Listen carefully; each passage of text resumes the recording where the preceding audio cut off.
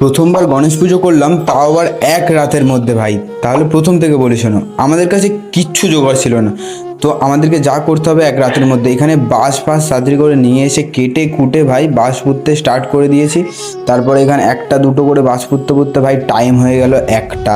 তো আমাদেরকে অনেক তাড়াতাড়ি কাজ করতেই হবে, কারণ আমাদেরকে এক রাতের মধ্যেই শেষ করতে হবে। প্ল্যানও হয়েছিল এই রাতের মধ্যেই।